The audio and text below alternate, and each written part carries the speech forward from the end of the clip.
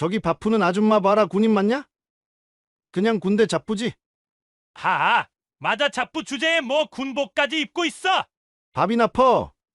넌 군인도 아니야. 그냥 잡부야. 식판은 바닥에 내동댕이 쳐졌고 뜨거운 국물이 발등에 튀었지만 누구 하나 눈길조차 주지 않았습니다. 이게 밥이냐? 아줌마가 퍼주는 거라면 걔도 안 먹겠다. 군인 흉내 내지 마. 아줌마, 그냥 집에서 밥이나 해. 그러나 아무도 몰랐습니다. 그들이 잡부라 부르며 짓밟던 이 여인이 곧 부대의 운명을 뒤흔들 존재라는 사실을 그녀의 손에 들려있던 건 국자가 아니라 숨겨진 투스타 계급장이었습니다. 구독과 좋아요는 무료예요. 댓글엔 딱 2글자 출석만 남겨주세요. 8월 한여름 부대 식당은 지옥 같은 더위로 가득했습니다. 에어컨이 있어도 소용없었죠. 가스레인지에서 올라오는 불길과 끓어오르는 국물의 열기가 식당 전체를 찜통으로 만들어버렸거든요.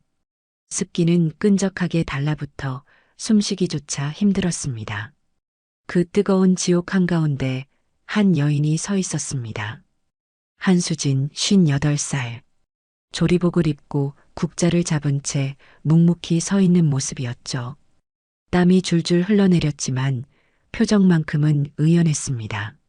하지만 주변 병사들의 시선은 차갑기만 했습니다. 야, 저 아줌마 뭐야? 진짜 군인 맞냐? 병사 하나가 동료의 귀에 대고 속삭였습니다. 비웃음이 가득한 목소리였죠.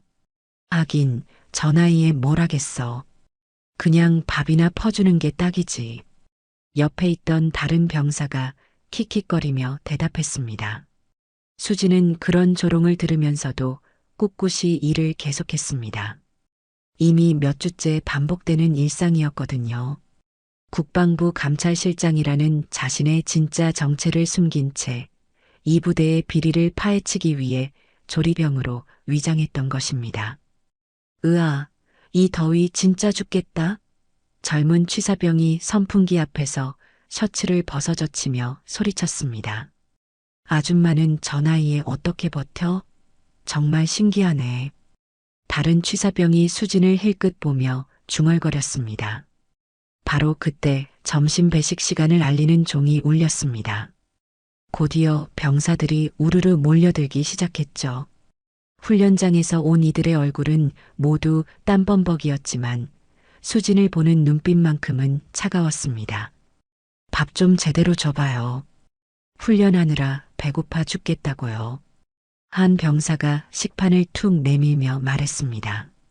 예의라곤 찾아볼 수 없는 말투였죠. 수지는 아무 말 없이 밥을 퍼주었습니다. 하지만 병사들의 수군거림은 멈추지 않았습니다. 저 아줌마 진짜 이상하지 않아?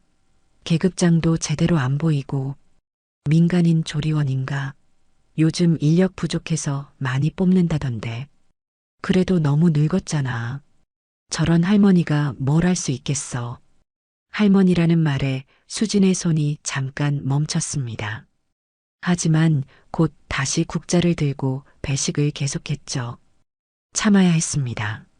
목적을 달성하기 전까지는 말입니다. 그런데 그때였습니다. 중사 계급장을 단 최철호가 거만한 표정으로 다가왔습니다. 키가 큰 그의 얼굴에는 분명한 적이가 서려 있었죠. 야, 아줌마. 최철호가 퉁명스럽게 말했습니다. 수진이 고개를 들어 그를 바라봤습니다. 최철호의 눈빛이 한층 더 차가워졌죠. 밥 좀 제대로 퍼. 이게 밥이야, 세모이야? 최철호가 식판을 보며 인상을 찌푸렸습니다. 죄송합니다. 수진이 정중하게 대답하며 밥을 더 퍼주려 했습니다. 하지만 최철호는 만족하지 않았습니다. 아니, 이런 할머니가 군대에서 뭘 한다는 거야? 진짜 한심하네. 주변 병사들이 웅성거리기 시작했습니다. 누군가는 킥킥거렸고 누군가는 고개를 절레절레 흔들었죠. 맞아요, 중사님. 저런 아줌마 때문에 밥맛이 없어져요. 상병 박진수가 거들었습니다. 그러게 말이야. 군대가 뭔 놀이터야? 할머니까지 받아주고. 다른 병사가 맞장구 쳤습니다. 수지는 그런 조롱들을 들으면서도 묵묵히 일을 계속했습니다. 하지만 마음속 깊은 곳에서는 분노가 끓어오르고 있었죠. 수십 년간 군에 몸담으며 쌓아 올린 자존심이 짓밟히는 기분이었습니다. 다음 분, 수진이 억지로 침착한 목소리로 말했습니다. 하지만 최철호는 자리를 떠나지 않았습니다. 오히려 더 가까이 다가와서 수진을 노려봤죠. 야, 할머니. 여긴 군대야, 군대. 자빌꾼 노릇하기 싫으면 다른 데 가. 최철호의 목소리가 식당 전체에 울려 퍼졌습니다. 그 순간 식당 안이 조용해졌습니다. 모든 병사들이 이 광경을 지켜보고 있었죠. 누군가는 흥미진진한 표정이었고 누군가는 불편해하는 기색이었습니다. 수지는 천천히 고개를 들어 최철호를 똑바로 바라봤습니다. 그 눈빛에는 분노가 아닌 깊은 슬픔이 담겨 있었죠. 하지만 동시에 굴복하지 않겠다는 의지도 느껴졌습니다. 알겠습니다. 수진이 조용히 대답했습니다. 최철호는 만족스러운 듯 비웃으며 자리를 떠났습니다. 하지만 수진을 향한 조롱은 그것으로 끝나지 않았죠. 이제 시작에 불과했습니다. 점심 배식이 한창이었습니다. 뜨거운 더위 속에서도 병사들은 줄을 서서 기다리고 있었죠. 하지만 분위기는 어딘지 모르게 살벌했습니다. 앞서 최철호가 수진을 모욕한 일로 식당 전체가 긴장감에 휩싸여 있었거든요. 수진은 여전히 묵묵히 국자를 잡고 배식을 계속하고 있었습니다. 땀이 등줄기를 타고 흘러내렸지만 표정만큼은 평온했죠. 마치 아무 일도 없었다는 듯이 말입니다. 다음 분, 어서 오세요. 수진이 다음 병사를 부르며 밥을 퍼주려 했습니다. 그런데 그때였습니다. 최철호가 다시 나타났죠. 이번에는 식판을 들고 왔습니다. 하지만 그 얼굴에는 분명한 악의가 서려 있었어요. 마치 무언가를 계획하고 있다는 듯한 표정이었죠. 야, 할머니. 나도 밥 좀 달라고. 최철호가 식판을 툭 내밀며 말했습니다. 수진이 조심스럽게 밥을 퍼주기 시작했습니다. 평소보다 더 정성스럽게 적당한 양으로 말이죠. 하지만 최철호는 이미 마음먹은 게 있었습니다. 잠깐. 최철호가 갑자기 소리쳤습니다. 이게 뭐야? 이런 게 밥이라고? 주변 병사들이 모두 그쪽으로 시선을 돌렸죠. 무슨 일이 일어날지 궁금해하는 표정들이었습니다.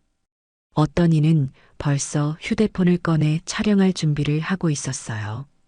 죄송합니다. 다시 퍼드릴게요. 수진이 정중하게 말했습니다. 하지만 최철호는 그녀의 말이 끝나기도 전에 식판을 바닥으로 내던져 버렸습니다. 쨍그랑 엄청난 소리와 함께 밥과 국물이 바닥 전체에 흩어져 나왔죠. 뜨거운 국물이 튀어 수진의 다리에까지 닿았습니다. 군대 잡부면 잡부답게 밥이나 제대로 퍼. 이게 밥이냐? 최철호가 목청껏 소리쳤습니다. 식당 안이 순식간에 아수라장이 되었습니다. 어떤 병사는 깜짝 놀라 뒤로 물러섰고 어떤 병사는 킥킥거리며 웃었죠. 하지만 대부분은 충격에 빠져 말을 잇지 못했습니다. 맞아. 이런 잡부밥 때문에 훈련하다가 애들 쓰러진다니까. 상병 박진수가 기다렸다는 듯이 거들며 소리쳤습니다. 어제도 김일병이 배탈 났잖아요. 그러게 말이야. 할머니가 뭘 안다고 군대 밥을 해. 다른 병사도 편승했습니다. 수지는 바닥에 널린 음식물을 바라보며 서 있었습니다. 구슬땀이 이마를 타고 흘러내렸지만 그것이 더위 때문인지 분노 때문인지 알 수 없었죠.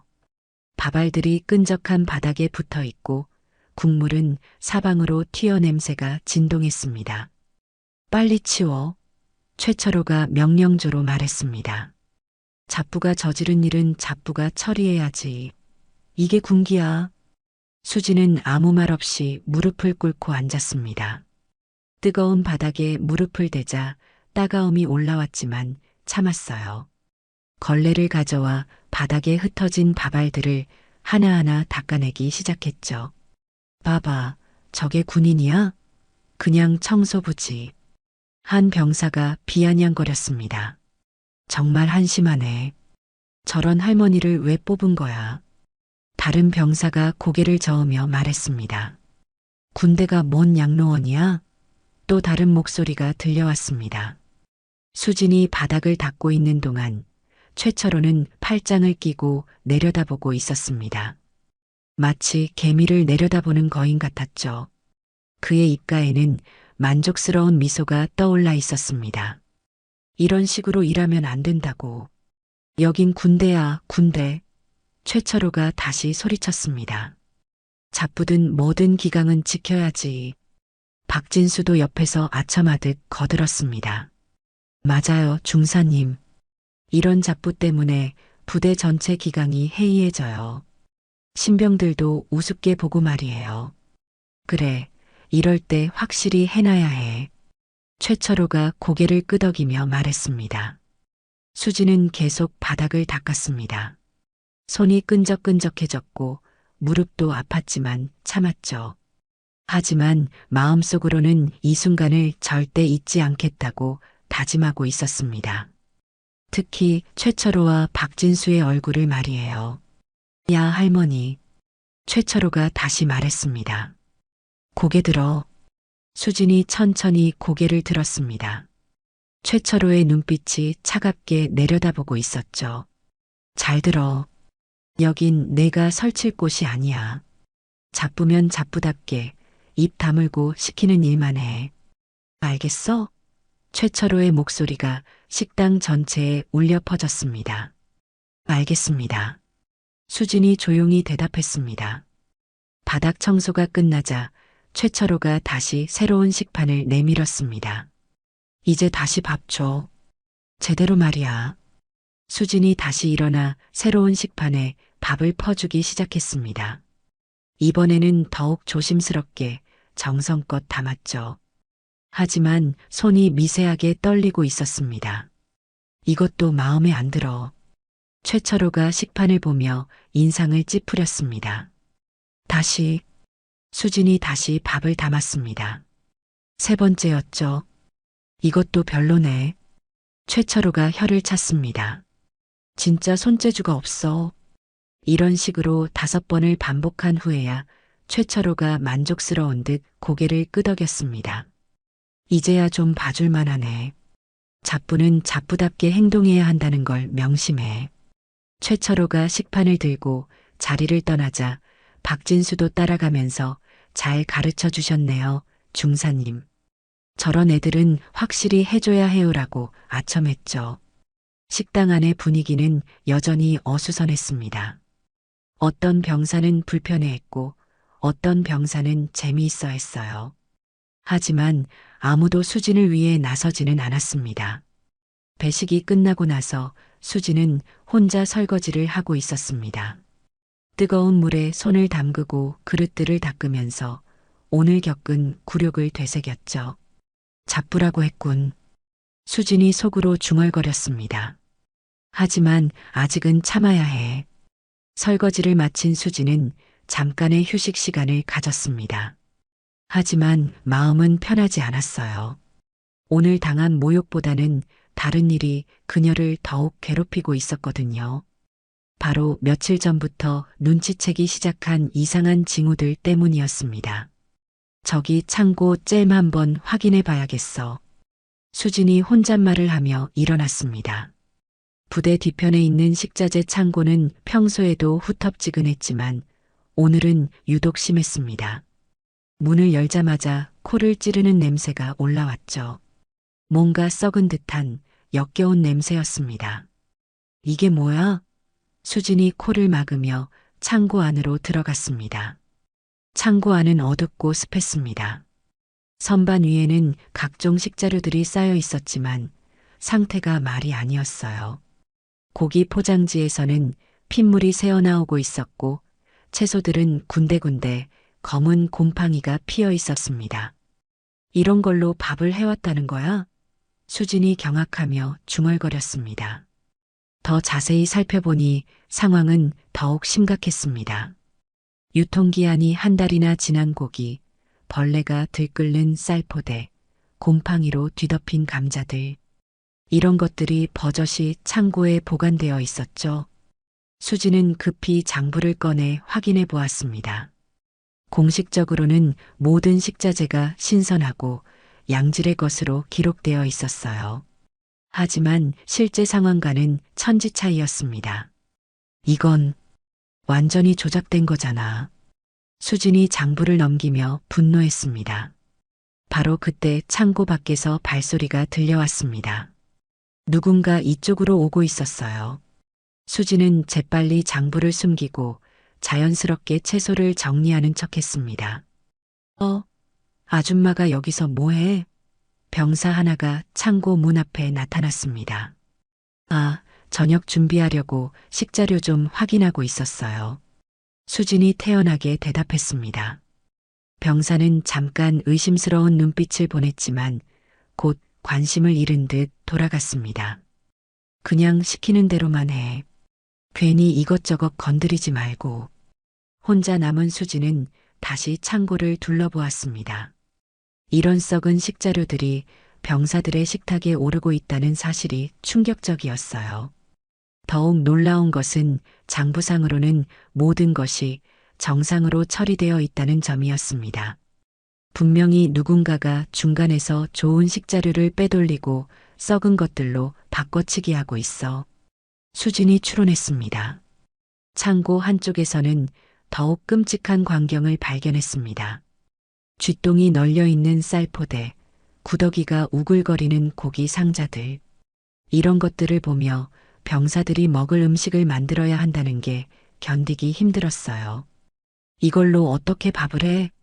수진이 한숨을 쉬었습니다.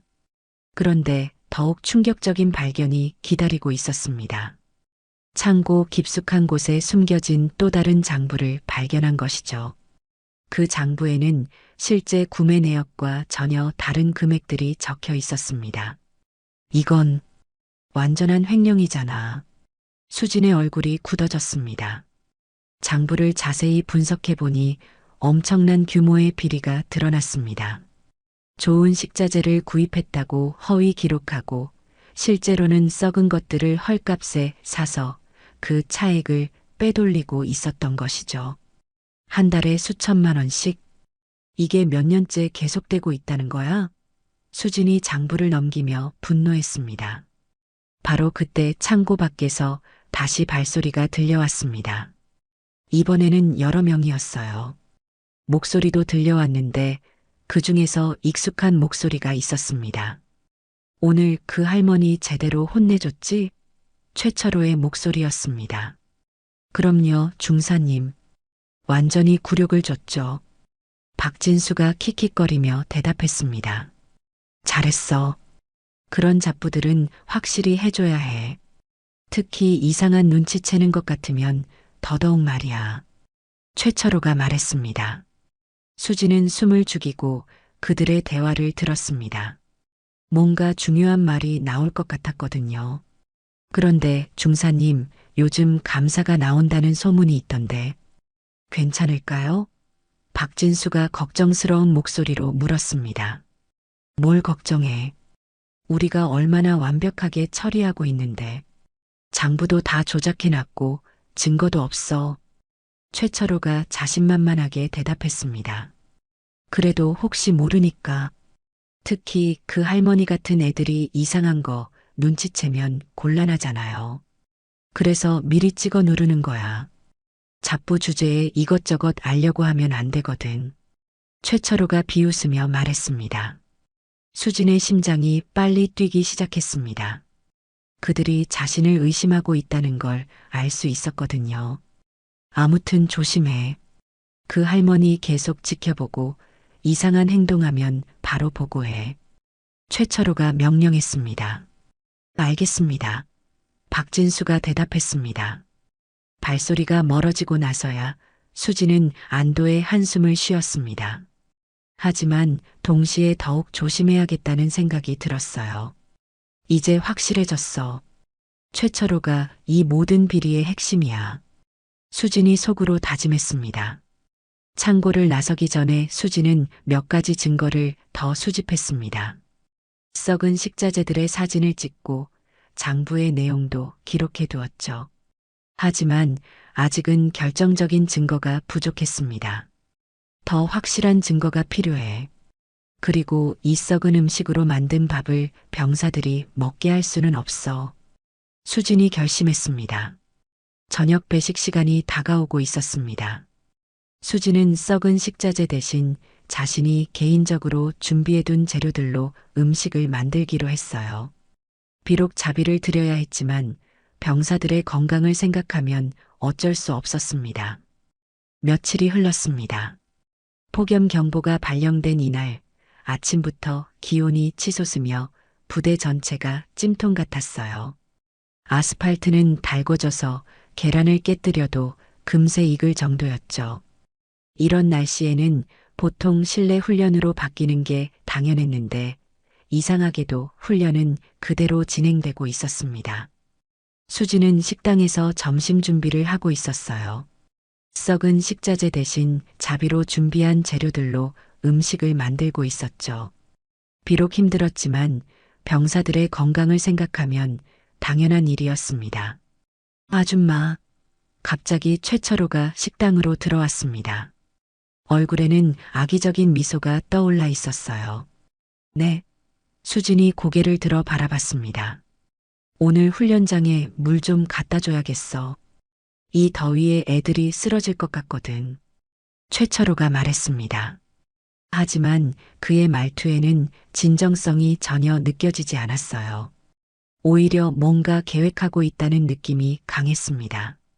물통은 어디 있나요? 수진이 물었습니다. 저기 창고에 있어. 큰 거 몇 개 들고 훈련장으로 나와. 최철호가 가리키며 말했습니다. 수진은 창고로 가서 물통을 확인했습니다. 20리터짜리 대형 물통들이 여러 개 있었어요. 하나도 무거운데 여러 개를 혼자 들고 가라니 분명히 괴롭히려는 의도였습니다. 혼자서 이걸 다 들고 가라는 거야?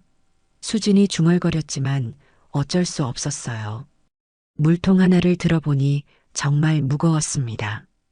58살의 몸으로는 버거운 무게였죠. 하지만 포기할 수는 없었어요. 수지는 이를 악물고 물통 2개를 양손에 하나씩 들고 밖으로 나갔습니다. 훈련장까지는 약 500m 거리였습니다. 평소에는 가까운 거리였지만 이 무거운 물통들을 들고 가기에는 너무 멀었어요. 더욱이 뜨거운 아스팔트 위를 걸어가야 했습니다. 수진이 신음을 내뱉으며 걸음을 옮겼습니다. 10m도 안 가서 팔이 아프기 시작했어요. 땀이 비 오듯 쏟아져 내렸고 숨이 가빠왔습니다. 하지만 멈출 수는 없었죠. 훈련장에 도착하니 박진수가 기다리고 있었습니다. 그의 얼굴에도 최철호와 같은 악의적인 미소가 떠올라 있었어요. 할머니 왔네. 물 가져왔어? 박진수가 비아냥거리며 말했습니다. 네, 여기 있습니다. 수진이 물통을 내려놓으며 헉헉거렸습니다. 이게 다야? 이걸로 어떻게 100명이 넘는 병사들이 마셔? 박진수가 인상을 찌푸렸습니다. 더 가져오라는 거예요? 수진이 물었습니다. 당연하지. 자쁘면 자쁘답게 일해야지. 박진수가 소리쳤습니다. 수진은 다시 식당으로 돌아가서 물통을 더 가져와야 했습니다. 이번에는 3개를 들고 가려고 했지만 너무 무거워서 불가능했어요. 결국 2개씩 여러 번 나르기로 했습니다. 2번째 왕복이었습니다. 뜨거운 아스팔트가 발바닥을 태우는 것 같았어요. 운동화 밑창이 녹아내릴 것 같은 더위였습니다. 으아! 수진이 비틀거리며 걸었습니다. 3번째 왕복에서는 더욱 힘들었습니다. 탈수 증상이 시작되었고 어지러움이 몰려왔어요. 하지만 그래도 참고 걸어야 했습니다. 훈련장에서는 병사들이 그늘에 앉아 이 광경을 구경하고 있었어요. 누군가는 안쓰러워했지만 대부분은 무관심하거나 재미있어 했습니다. 저 할머니 정말 끈질기네. 한 병사가 중얼거렸습니다. 그러게 말이야. 저 나이에 저런 걸 하다니. 다른 병사가 고개를 저었습니다. 최철호는 훈련장 한쪽에서 팔짱을 끼고 수진을 바라보고 있었습니다. 마치 재미있는 구경거리를 보는 것 같았어요. 군대 잡부면 잡부답게 물이나 날라. 그게 내 할 일이야. 최철호가 큰 소리로 외쳤습니다. 여자가 뭘 한다고. 잡부가 군인 행세는 다 하네. 박진수도 거들었습니다. 네 번째 왕복에서 수지는 거의 쓰러질 뻔했습니다. 물통을 들고 가다가 비틀거려서 넘어질 뻔했어요. 다행히 균형을 잡았지만 물이 쏟아져 나왔습니다. 아, 물 흘리면 어떻게 해? 박진수가 달려와서 소리쳤습니다. 다시 채워와. 죄송합니다. 수진이 고개를 숙이며 말했습니다. 다섯 번째 왕복이었습니다. 이제는 걸음조차 제대로 뗄 수 없었어요. 다리가 후들거렸고 시야가 흐려졌습니다. 하지만 그래도 계속 걸어야 했죠. 뜨거운 아스팔트 위에서 비틀거리는 수진의 모습을 보며 일부 병사들은 불편해했습니다. 하지만 아무도 나서서 도와주지는 않았어요. 최철호와 박진수가 무서웠거든요. 중사님, 저건 좀 심한 거 아닙니까? 한 병사가 작게 말했습니다. 뭐가 심해? 잡부가 일하는 거 당연한 거 아냐? 최철호가 날카롭게 대답했습니다. 하지만 저 더위에. 닥쳐. 군대가 뭔 놀이터야? 최철호가 소리쳤습니다. 여섯 번째 왕복에서 드디어 한계가 왔습니다. 수진이 물통을 들고 걷다가 갑자기 비틀거리더니 무릎을 꿇었어요. 숨이 가빠서 제대로 쉴 수도 없었죠. 일어나. 아직 끝나지 않았어. 박진수가 소리쳤습니다. 하지만 수지는 일어날 수가 없었습니다. 온몸에 힘이 하나도 남지 않았거든요.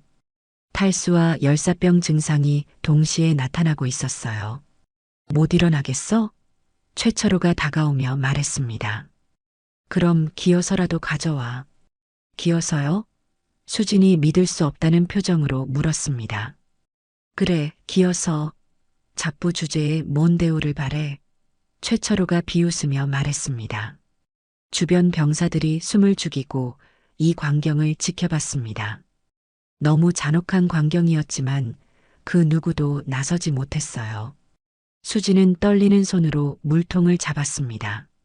정말 기어서 가야 하는 건지 이게 현실인지 믿기지 않았어요. 하지만 어쩔 수 없었습니다. 아직 할 일이 남아 있었거든요. 며칠 후 수지는 조용히 자신만의 조사를 계속하고 있었습니다. 창고에서 발견한 비리의 전모를 파악하기 위해서였죠. 밤늦은 시간, 다른 사람들이 모두 잠든 사이 수지는 은밀하게 움직였습니다. 이 장부들을 복사해둬야 해. 수진이 속으로 중얼거렸습니다. 부대 내 행정실에는 복사기가 있었어요. 평소에는 사람들이 많아서 접근하기 어려웠지만 새벽 시간이면 아무도 없었죠. 수지는 조심스럽게 문을 열고 들어갔습니다. 복사기 앞에서 수지는 지난 몇 주간 수집한 증거들을 정리했습니다. 썩은 식자재 사진들, 조작된 장부 내용들, 실제 구매 내역과의 차이점들.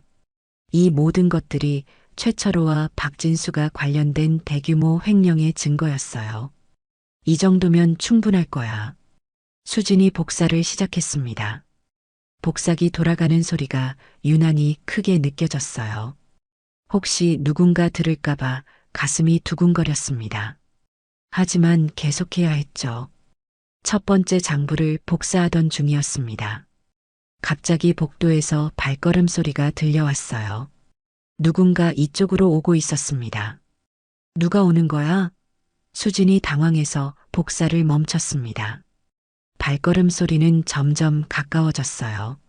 수지는 재빨리 장부들을 가방에 넣고 복사기를 끄려 했습니다. 하지만 복사기는 아직 돌아가고 있었죠. 바로 그때 행정실 문이 활짝 열렸습니다. 박진수였어요. 그의 얼굴에는 의심스러운 표정이 떠올라 있었습니다. 할머니가 여기서 뭐해? 박진수가 놀란 듯 물었습니다. 그냥. 수진이 말을 더듬었습니다. 박진수는 복사기를 보더니 눈을 좁혔어요. 복사기 위에는 아직 장부 한 장이 놓여 있었습니다. 이게 뭐야? 박진수가 다가와서 장부를 집어들었습니다. 수진의 심장이 빠르게 뛰기 시작했어요. 들킨 것 같았습니다. 이건 그냥 청소하다가 떨어져 있던 걸. 수진이 변명했습니다. 하지만 박진수는 이미 장부 내용을 보고 있었어요. 그의 얼굴이 점점 굳어졌습니다. 청소하다가 박진수가 의심스럽게 물었습니다. 새벽에? 네. 일찍 일어나서.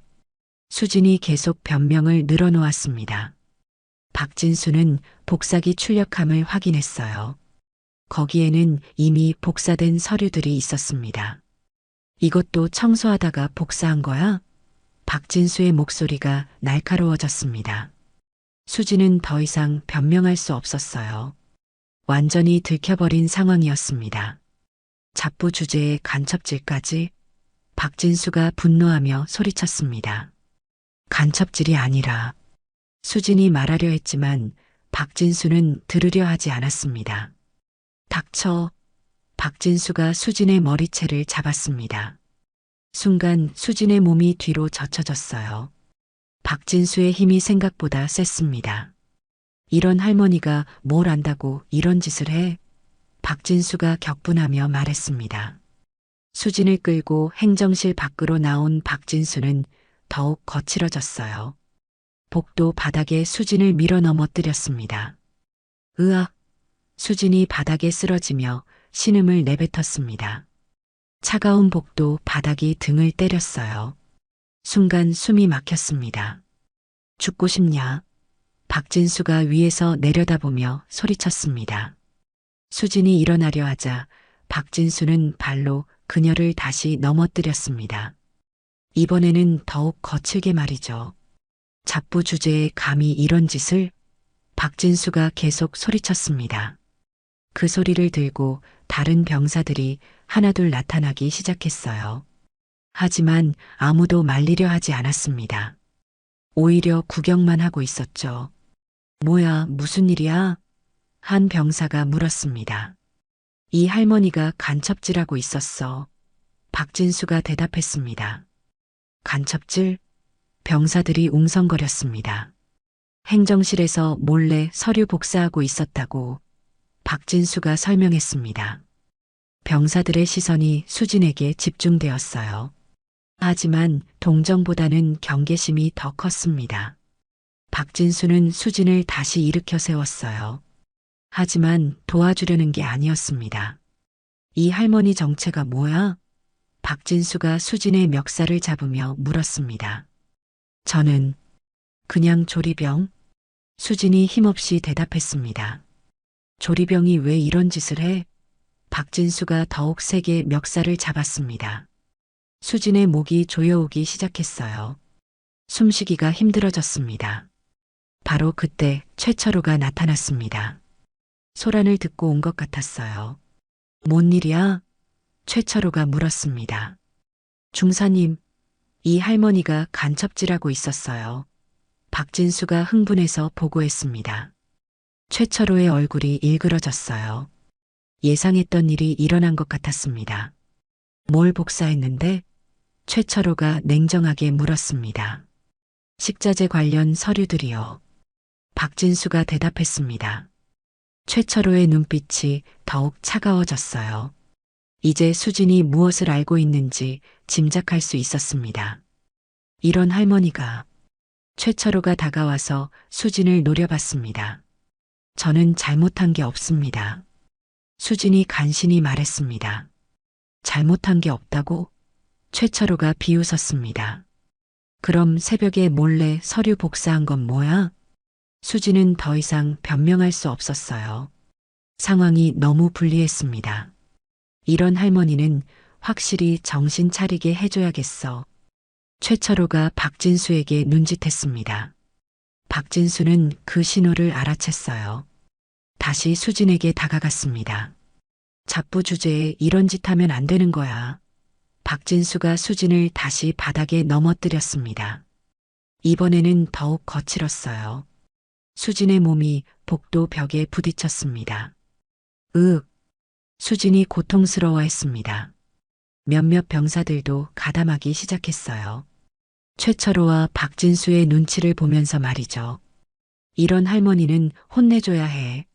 한 병사가 소리쳤습니다. 맞아. 간첩 같은 짓 하고 다른 병사도 거들었습니다. 상황은 점점 더 심각해지고 있었습니다. 수지는 바닥에 쓰러진 채 이 모든 폭행을 당하고 있었어요. 폭행이 계속되고 있었습니다. 수지는 차가운 복도 바닥에 쓰러진 채 몇 명의 병사들에게 둘러싸여 있었어요. 최철호는 팔짱을 끼고 이 광경을 지켜보며 만족스러운 표정을 짓고 있었습니다. 이런 할머니는 확실히 정신 차리게 해줘야 해. 박진수가 소리치며 수진의 옆구리를 발로 찼습니다. 으악! 수진이 고통스럽게 신음했습니다. 잡부 주제에 간첩질이라니 정말 뻔뻔하네. 다른 병사가 거들며 수진을 밀어 넘어뜨렸습니다. 수진의 몸이 벽에 다시 부딪혔어요. 등과 어깨에 극심한 통증이 몰려왔습니다. 하지만 더 큰 고통은 육체적인 것이 아니었어요. 자신이 수십 년간 몸담았던 군에서 이런 치욕을 당하고 있다는 현실이 더욱 괴로웠습니다. 그만하세요. 수진이 간신히 말했습니다. 하지만 그들은 멈추지 않았어요. 오히려 더욱 거칠어졌습니다. 그만하라고? 이제 와서? 최철호가 비웃으며 말했습니다. 이미 간첩질 다 들켰는데? 박진수가 수진의 머리채를 잡아 일으켜 세웠습니다. 수진의 얼굴은 이미 멍들기 시작했어요. 대체 정체가 뭐야? 왜 이런 짓을 하는 거야? 박진수가 윽박질렀습니다. 저는 그냥 조리병입니다. 수진이 힘없이 대답했습니다. 조리병이 왜 행정서류에 관심이 있어? 최철호가 다가와서 물었습니다. 수진은 대답할 수 없었어요. 자신의 정체를 밝힐 수도 없고 그렇다고 거짓말을 계속할 수도 없는 상황이었습니다. 대답해. 박진수가 수진의 뺨을 때렸습니다. 짝! 하는 소리와 함께 수진의 머리가 옆으로 돌아갔어요. 입안에서 피맛이 났습니다. 이런 할머니. 최철호가 혀를 찼습니다. 정말 끝까지 버티려고? 주변에 모인 병사들은 대부분 이 광경을 그저 구경하고 있었어요. 일부는 불편해하는 기색을 보였지만 감히 나서지는 못했습니다. 중사님, 이 정도면 충분한 거 아닙니까? 한 병사가 조심스럽게 말했습니다. 충분해? 최철호가 그 병사를 노려봤습니다. 이런 간첩 같은 짓 하는 할머니를 그냥 놔둬? 그렇지만 닥쳐. 군기가 이래서야 되겠어? 최철호가 소리쳤습니다.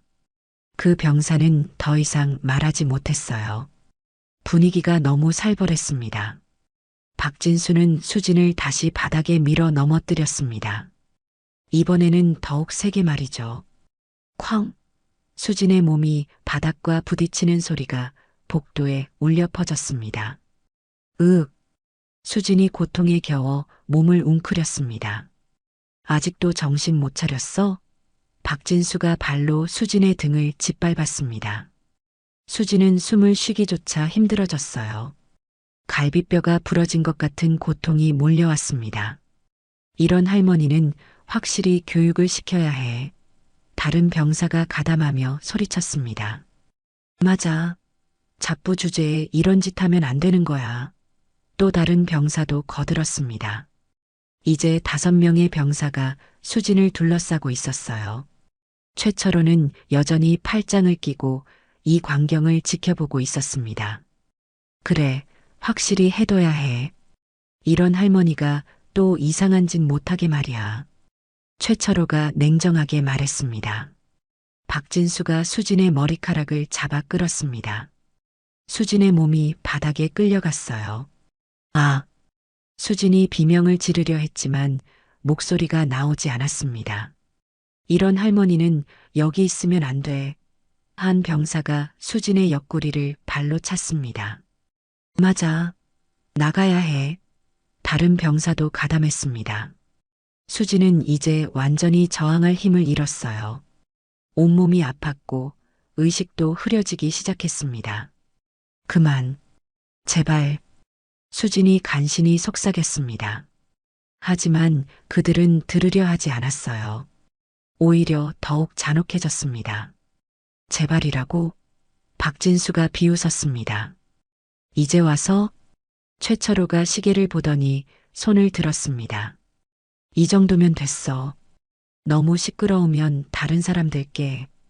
병사들이 그제야 멈췄어요. 수진은 바닥에 쓰러진 채 헐떡거리고 있었습니다.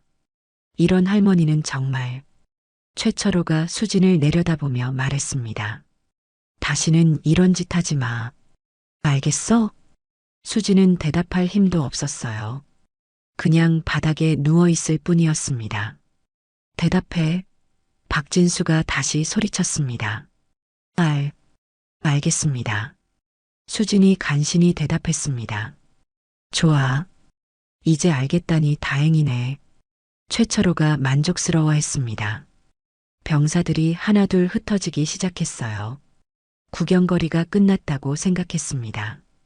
다들 가서 자. 내일 훈련 있으니까. 최철호가 명령했습니다. 네. 병사들이 대답하며 각자 자리로 돌아갔습니다. 복도에는 수진만 혼자 남겨졌어요. 차가운 바닥에 누워 천장을 바라보며 지금까지의 일들을 되돌아봤습니다.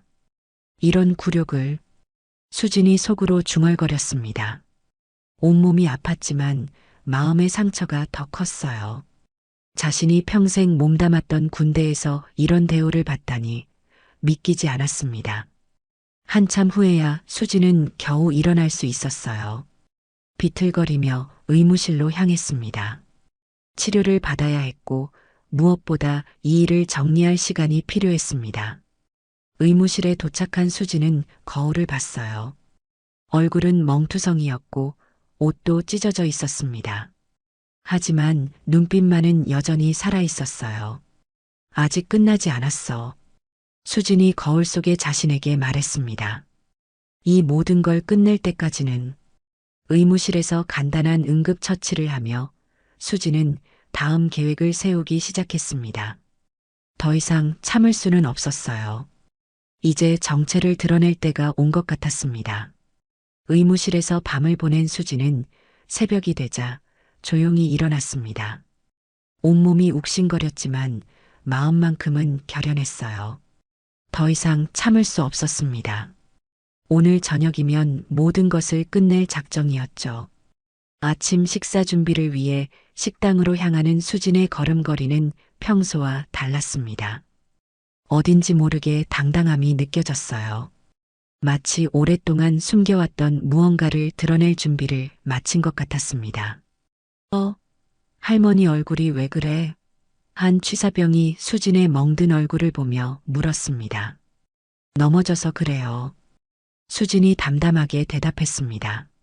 하지만 그 목소리에는 예전과 다른 무언가가 담겨 있었어요. 더 이상 굴복하지 않겠다는 의지 같은 것이었죠. 아침 배식이 시작되었습니다. 병사들이 하나둘 식당으로 들어오기 시작했어요. 어젯밤 일에 참여했던 병사들도 있었지만 수진은 아무렇지 않게 배식을 계속했습니다. 밥 주세요. 한 병사가 식판을 내밀었습니다. 수진이 밥을 퍼주는데 그 손길이 평소보다 더 정성스러웠어요. 마치 마지막 배식인 것처럼 말이죠. 최철호와 박진수도 식당에 나타났습니다. 그들은 수진을 보며 비웃는 듯한 표정을 지었어요. 할머니 아직도 여기 있네? 박진수가 일부러 큰 소리로 말했습니다. 그러게 말이야. 어젯밤에 정신 좀 차렸나 했는데. 최철호도 거들었습니다. 하지만 수진은 아무 대답 없이 계속 배식을 했어요. 그 침묵이 오히려 더 인상적이었습니다. 야, 할머니. 말 안 들려? 박진수가 다가와서 말했습니다. 수진이 천천히 고개를 들어 박진수를 바라봤습니다. 그 눈빛에는 두려움이 아닌 다른 무언가가 담겨 있었어요. 들려요. 수진이 조용히 대답했습니다. 그럼 대답을 해야지. 박진수가 인상을 찌푸렸습니다. 네. 수진이 간단히 대답하고 다시 배식을 계속했습니다. 박진수는 뭔가 이상하다는 느낌을 받았어요. 평소 같았으면 벌벌 떨면서 사과했을 텐데 오늘의 수진은 달랐습니다. 점심시간이 지나고 오후가 되었습니다. 수진은 평소보다 더 꼼꼼하게 식당을 청소하고 정리했어요. 마치 마지막 정리를 하는 것 같았습니다. 오늘 좀 이상하네. 한 취사병이 동료에게 말했습니다. 그러게. 아줌마가 뭔가 달라 보여. 다른 취사병이 고개를 끄덕였습니다. 저녁 배식 시간이 다가왔습니다. 수진은 조리복을 정성스럽게 입고 거울을 보며 몸단장을 했어요. 오늘이 마지막이라는 듯이 말이죠. 이제 시작이야. 수진이 속으로 중얼거렸습니다. 저녁 배식이 시작되었습니다.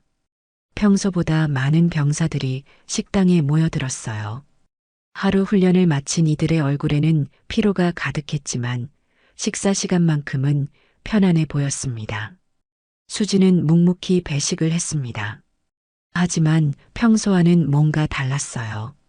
더 당당해 보였고 자신감이 넘쳤습니다. 다음 분, 수진이 다음 병사를 불렀습니다. 바로 그때 최철호가 식당으로 들어왔어요. 박진수도 함께였습니다. 그들은 수진을 보며 여전히 비웃고 있었죠. 오늘도 잡부일 열심히 하고 있네? 최철호가 큰 소리로 말했습니다. 식당 안의 분위기가 순간 얼어붙었어요. 모든 병사들이 이쪽을 바라봤습니다.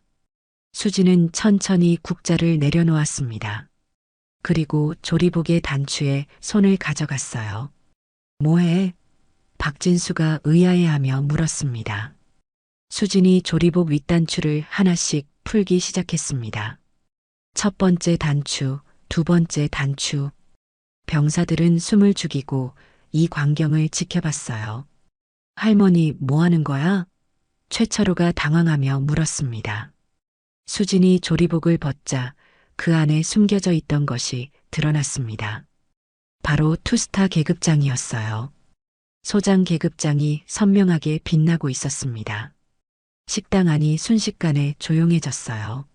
모든 병사들이 믿을 수 없다는 표정으로 수진을 바라봤습니다. 뭐야? 박진수가 말을 더듬었습니다. 수진이 천천히 고개를 들어 최철호를 바라봤습니다. 그 눈빛에는 더 이상 굴복하지 않겠다는 의지가 가득했어요. 군대 잡부라 했나? 수진이 또렷한 목소리로 말했습니다. 나는 국방부 감찰실장, 소장 한수진이다. 순간 식당 전체가 충격에 빠졌어요. 어떤 병사는 입을 다물지 못했고 어떤 병사는 눈을 크게 뜨고 있었습니다. 박진수는 얼굴이 새하얘졌어요. 다리가 후들거려 제대로 서 있기도 힘들었습니다. 소장? 박진수가 떨리는 목소리로 말했습니다. 맞다. 수진이 당당하게 대답했습니다. 지난 몇 주간 이 부대의 비리를 조사하기 위해 조리병으로 위장했다. 최철호의 얼굴도 창백해졌어요. 지금까지 자신이 얼마나 큰 실수를 했는지 깨달은 것입니다. 그동안 너희들이 나를 어떻게 대했는지 모두 기억하고 있다. 수진이 차분하지만 단호한 목소리로 계속했습니다. 소장님, 저희가 몰랐습니다. 박진수가 떨리는 목소리로 사과하려 했습니다. 몰랐다고? 수진이 냉정하게 물었습니다. 그럼 모르면 아무나 괴롭혀도 되는 거냐? 박진수는 더 이상 말할 수 없었어요. 무릎이 꺾여 바닥에 주저앉았습니다. 미안합니다. 정말 죄송합니다. 박진수가 큰 소리로 외쳤습니다. 하지만 수진의 표정은 여전히 차가웠어요. 지난 몇 주간의 굴욕이 그렇게 쉽게 용서될 일은 아니었습니다. 바로 그때 식당 밖에서 큰 소리가 들려왔습니다. 헌병대가 들어오고 있었어요. 국방부 감찰실 수사관들이다. 헌병대장이 큰 소리로 외쳤습니다. 최철호는 이제 완전히 절망에 빠졌어요. 모든 것이 끝났다는 걸 알 수 있었습니다. 헌병대가 식당으로 들어오자 분위기는 완전히 바뀌었습니다. 무장한 헌병들이 일사불란하게 움직이며 최철호와 박진수 주변을 포위했어요. 두 사람의 얼굴은 이미 절망으로 가득했습니다. 최철호 중사, 박진수 상병, 군사기밀 유출 및 공금횡령 혐의로 체포한다. 헌병대장이 차가운 목소리로 선포했습니다. 아닙니다. 잘못하신 겁니다. 최철호가 필사적으로 부인했지만 이미 늦었어요. 헌병들이 수갑을 채우자 최철호는 완전히 무너졌습니다. 지금까지의 오만함은 온데간데 없이 사라지고 절망만이 남았죠.